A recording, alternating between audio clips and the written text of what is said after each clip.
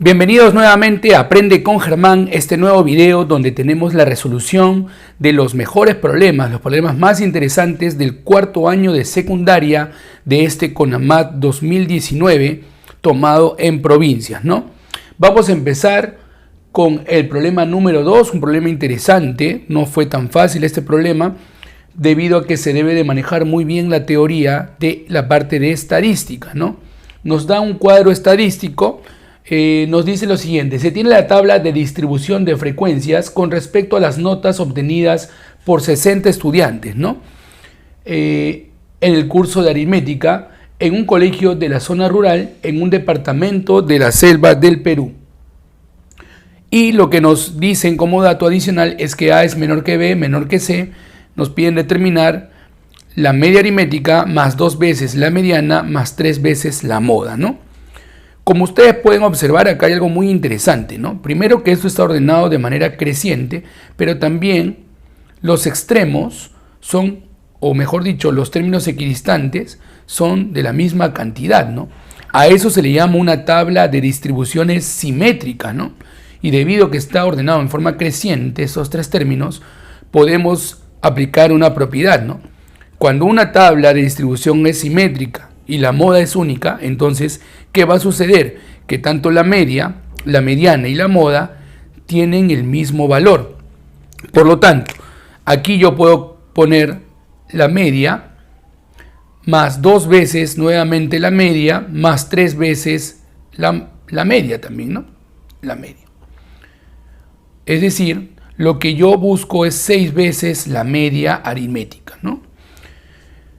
Luego, lo único que deberíamos hacer entonces es colocar o hallar, mejor dicho, la media aritmética, ¿no?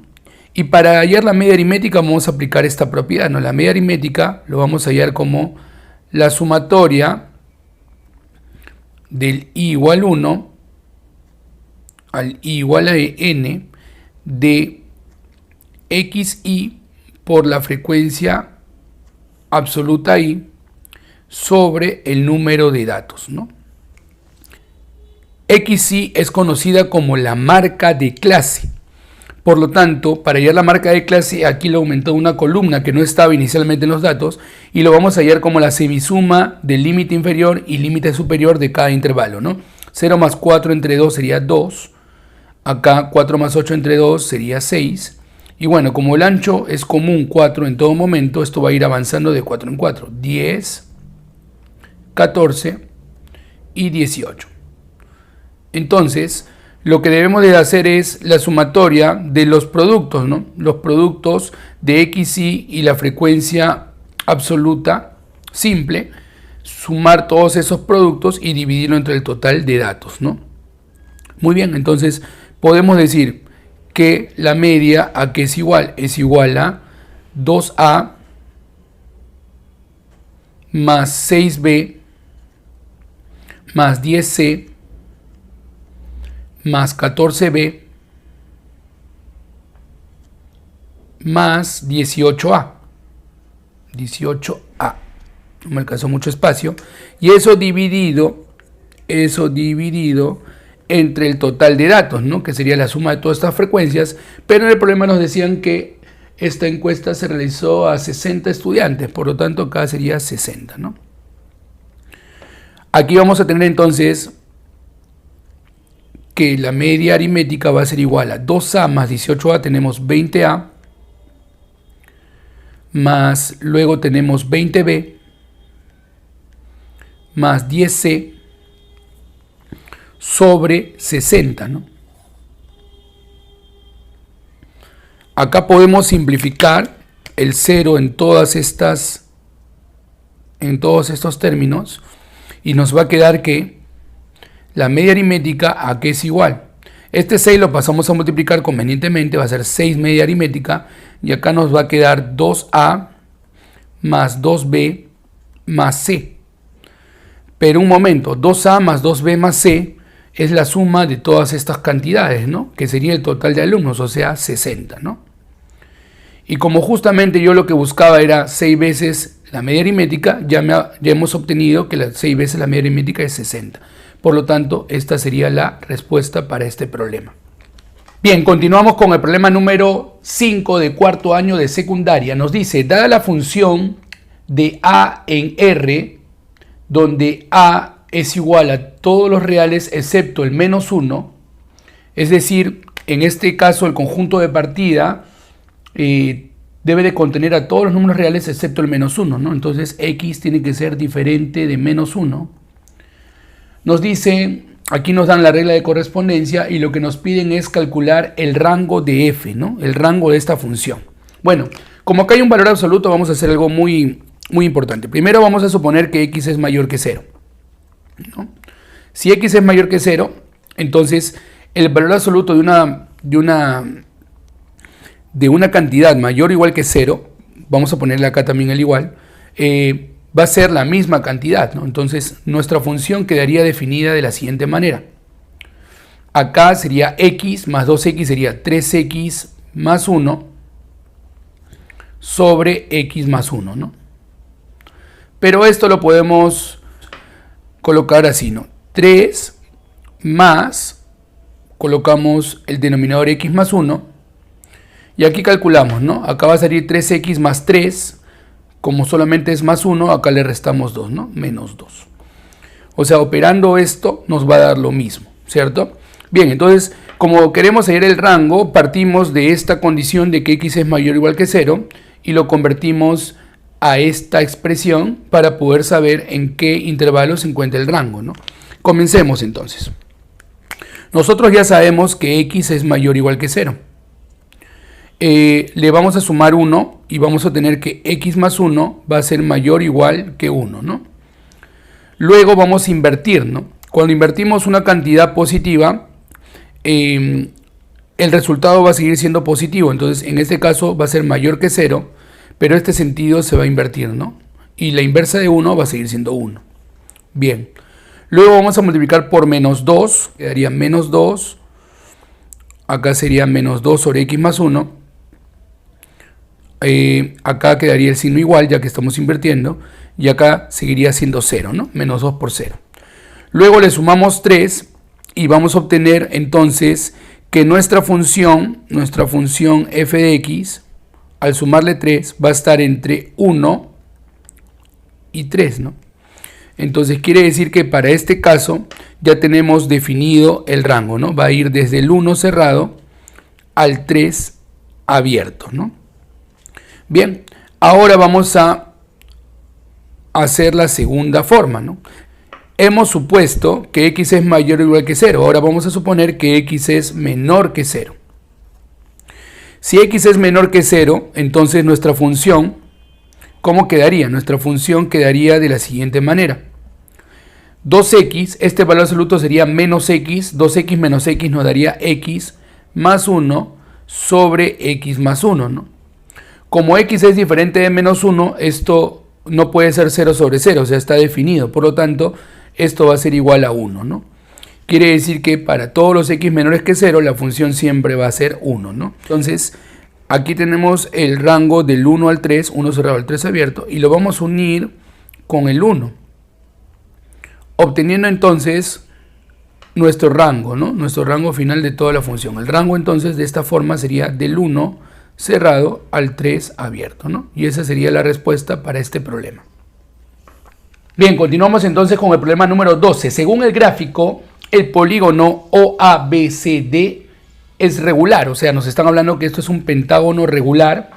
Calcula la pendiente de la recta que contiene a CD, ¿no? Este segmento CD está contenido en una recta y nos piden la pendiente, ¿no?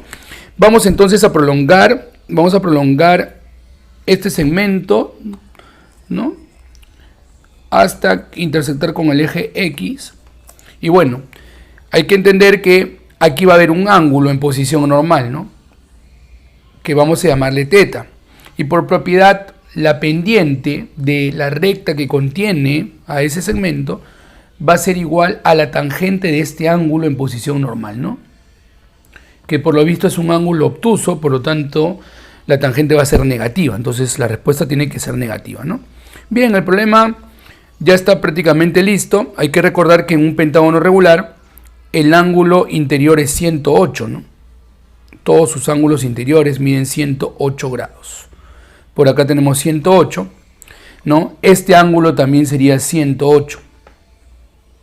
108 grados. Y miren, en este triángulo, señores, en este triángulo ya nosotros tenemos dos ángulos exteriores, ¿no? Tenemos el 108 y todo este ángulo, ¿cuánto sería? Todo este ángulo sumando 108 más 24 nos está dando 132, ¿no? 132. Y justamente queremos el tercer ángulo exterior, ¿no? Debemos de recordar que la suma de los tres ángulos exteriores, 108 más 132 más teta, siempre en todo triángulo la suma de ángulos exteriores es 360 grados, ¿no? Por acá tenemos 240 grados más teta es igual a 360 grados. Con lo cual ya teta salió, ¿no? Sería 120 grados. Bien, por lo tanto, la pendiente que estábamos buscando va a ser la tangente de 120 grados. Aquí podemos hacer reducción al primer cuadrante, ¿no? La tangente está en el segundo cuadrante, por lo tanto es negativa. Y sacamos el suplemento, ¿no? Sería tangente de 60 grados, ¿no? La tangente de 60 con triángulos notables sabemos que es raíz de 3, por lo tanto aquí nos va a quedar menos raíz de 3, ¿no? Y esa sería la pendiente que nos piden, por lo tanto nuestra respuesta. Bien, vamos a resolver un problema de geometría. El problema 13 dice, se tiene un triángulo ABC donde AB es igual a A, o sea la medida del segmento AB nos dicen que es igual a A, vamos a colocar por aquí A. BC es igual a B, la medida del segmento BC. Se traza la seviana interior BN, nos dicen que se traza una seviana interior BN, vamos a colocarla por aquí.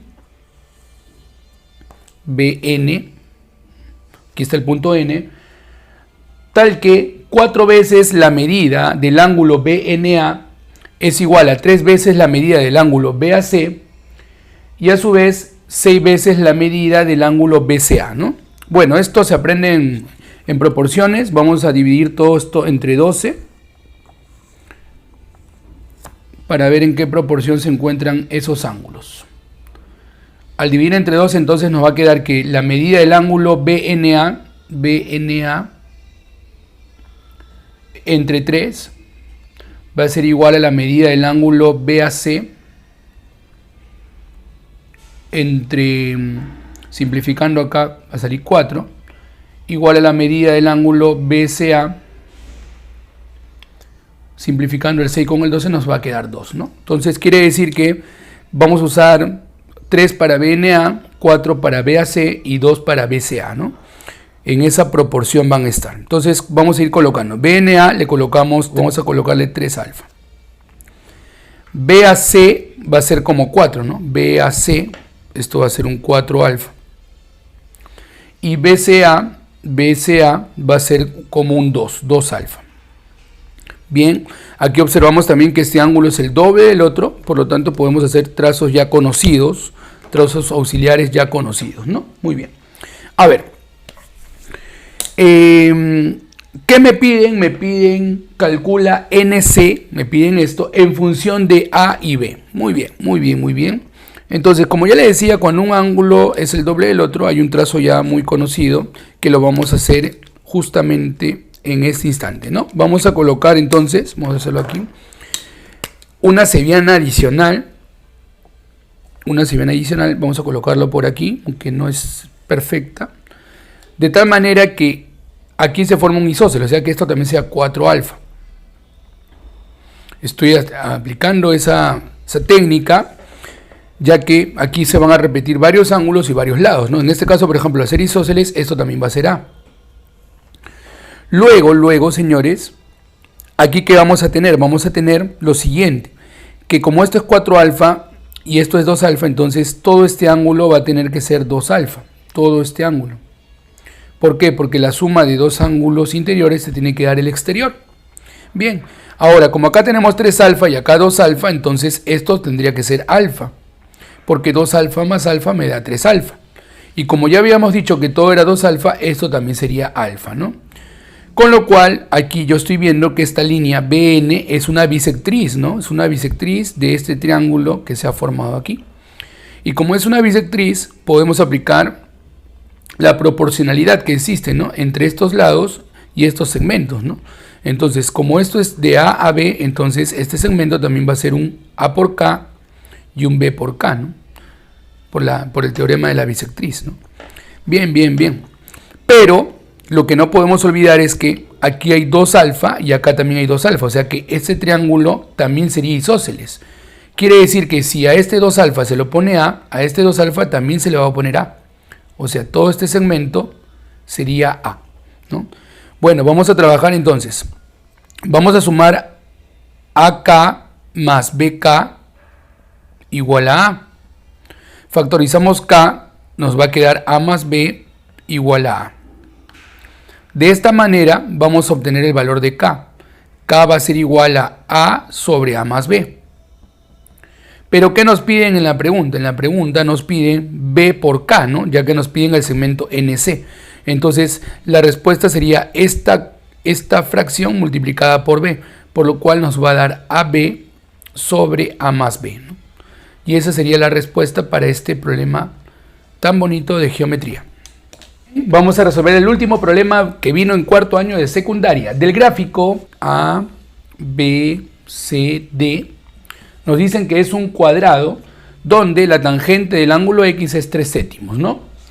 Y nos piden calcular la tangente de Y. Trabajar con este triángulo no es conveniente, ¿no? Entonces lo que vamos a hacer es ir completando esta figura. Por ejemplo, si acá es 90 y acá es X, acá va a estar el complemento de X, ¿no? Y si acá está el complemento, como acá también es 90, acá nuevamente va a tener que venir X, ¿no?